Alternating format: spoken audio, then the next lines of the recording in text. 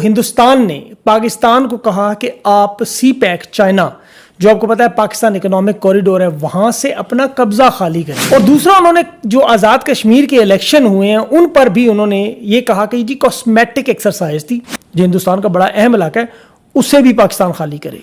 अब आप इसे धमकी समझें, उनकी चेतावनी समझें, या आप उनको थ्रेट समझें, जो भी समझें, आप इसका अंदाजा खुद करें। सूबा हिलमंद के अंदर तालिबान के खिलाफ काबुल हुकूमत ने किया है कि 45 से तालिबान के मुजाहिदीन को सूबा हिलमंद के अंदर शहीद किया गया है, जिसमें 2 अलकायदा के लोग भी थे और 2 पाकिस्तानी भी शामिल थे। आज तक अफगानियों ने कभी वहां पर तो भारत को तो कभी भी नहीं बुरा कहा, कभी भारत के लिए एक लफ्ज भी नहीं निकाला।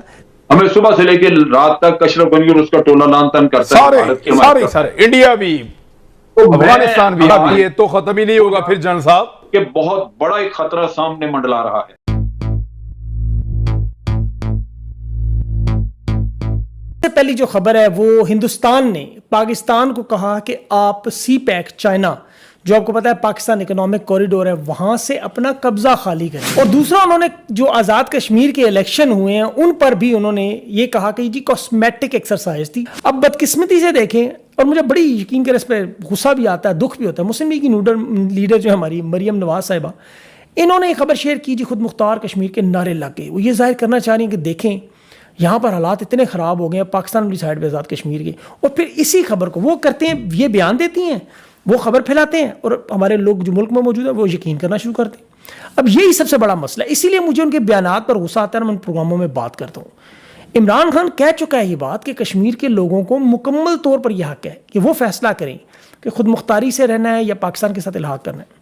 अब दूसरी तरफ देखें, हिंदुस्तान को पाकिस्तान के सी पैक, जो चीन इकोनॉमिक कॉरिडोर है, उस पर भी शदीद मसला है। यहाँ तक कह दिया है जी कि जो लद्दाख और जम्मू और कश्मीर की साइड पर जो हिंदुस्तान का बड़ा अहम इलाका है, उससे भी पाकिस्तान खाली करे और चीन भी यहाँ से निकले।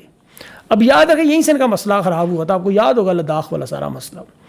अब हिंदुस्तान और चीन के जो वज़ीर ख़ारजा, उन्होंने अफगान स्टूडेंट की मुलाकात पर भी बड़ा गुस्सा किया, जो हिंदुस्तान के वज़ीर ख़ारजा ने, कि क्यों मिले हैं भाई आप, कि कोई आप एक मुल्क है। अब उन्होंने यहाँ तक कहा कि एक मुल्क अफगानिस्तान में अमन नहीं ला सकता, कि अफगानिस्तान में जो बदलती सूरत हाल है उस पर हम यानी हिंदुस्तान मुकम्मल नज़र रखें, किसी को अपना कैंप नहीं बनाने देंगे। और अगर किसी ने कोशिश की, ज़ाहिर उनकी कोशिश का इशारा पाकिस्तान और चीन की तरफ था, तो कभी भी अफगानिस्तान में वो इस तरह का अमन नहीं ला सकते। अब आप इसे धमकी समझें, उनकी चेतावनी समझें, या आप उनको थ्रेट समझें, जो भी समझें, आप इसका अंदाज़ा खुद करें।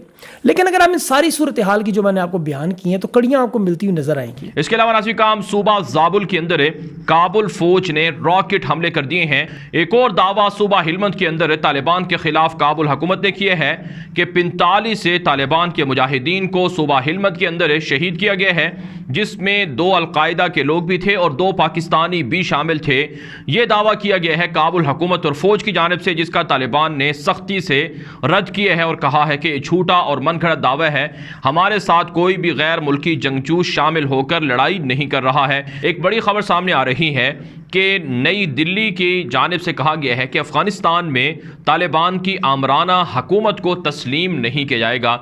जयशंकर जो भारत के वज़ीर ख़ारजा हैं, उन्होंने अमरीकी वज़ीर ख़ारजा के साथ जो मीटिंग हुई है उसमें ये बात कही है कि अफगानिस्तान के अंदर भारत की पॉलिसी भी वही होगी। तालिबान की हुकूमत को तस्लीम नहीं किया जाएगा, क्योंकि तालिबान ज़बरदस्ती कर रहे हैं, इंतखाबात के ज़रिए से इक़्तिदार में नहीं आ रहे हैं, बल्कि जंग के ज़रिए से मुसल्लत हो रहे हैं। लिहाजा तालिबान की हुकूमत भारत तस्लीम नहीं करेगा। ये सवाल कि पाकिस्तान में लोग तालिबान के झंडे उठा लेते हैं, उनके लोगों को यह दफन किया जाता है, उनकी सपोर्ट यहाँ पे मौजूद है, या यहाँ से लड़ने के लिए लोग वहाँ जाते हैं। ये जो 25-30 हज़ार बंदे जाते आते हैं, हमें क्या पता कौन लड़ने जा रहा है, कौन इलाज करवाने जा रहा है, कौन किसी को मिलने जा रहा है, कौन तिजारत करने जा रहा है, किसी का कोई बीमार है, कौन किस काम से जा रहा है, हमें नहीं पता। और जो आ रहे हैं उनका भी हमें नहीं पता, क्योंकि लोग हथियार लेकर या यूनिफॉर्म पहनकर तो आते नहीं है। हम शर्मिंदा शर्मिंदा ही फिरते रहे हमेशा। दुनिया जो है, दुनिया ने हमारी मंजी भी ठोकी, यानी हमारे बेड़ा गर्क किया पाकिस्तानियों का। दुनिया जो है वो हमारा माली नुकसान भी किया। हमारी 70,000 लाशें भी हमने उठाई, और हर किस्म का नुकसान उठाने के बाद भी हम माजरत खुआ रहे हैं हमेशा दुनिया के सामने। वहां पर आप ये देखिए कि भारत जो कि मदाखलत कर रहे हैं, वहां पर उसकी इन्वेस्टमेंट है। आज तक आपने कभी सुना कि अफगानियों ने कभी ये कहा हो कि भारत में जितना अफगानिस्तान का मजाक उड़ाया जाता है, उनकी वज़ा क़ता का, उनके उनके हुलिये का दहशतगर्द बना के उनको अपनी फिल्मों में पेश करते हैं भारत के लोग। आज तक अफगानियों ने कभी वहाँ पर तो भारत को तो कभी भी नहीं बुरा कहा, कभी भारत के लिए एक लफ्ज़ भी नहीं निकाला। लेकिन अगर कोई ज़रा सी भी बात हो जाए तो पाकिस्तान को कहते हैं कि उनकी एजेंसीज़, इंटेलिजेंस एजेंसीज़ वो चाहती हैं कि वो NSA का जो था उसने कहा कि वो चाहती हैं कि वो यहाँ पर अमन बहाल ना हो। तो मुझे कहीं से नहीं लगता कि अब अफगानिस्तान सूरत में भी पुरम रहेगा जब तक कि वहाँ पर तालिबान पूरी तरह से काबिज नहीं हो जाएंगे। पहले उनको दबाया था, रखा हुआ था अमेरिका ने और उन्होंने अब भारत और अमेरिका और अशरफ गनी ये मिलकर काम कर रहे हैं, अफगानिस्तान को डिस्टेबलाइज रखेंगे, तालिबान की हुकूमत नहीं आने देंगे और इधर ये झगड़ा चलता रहेगा कि कभी वो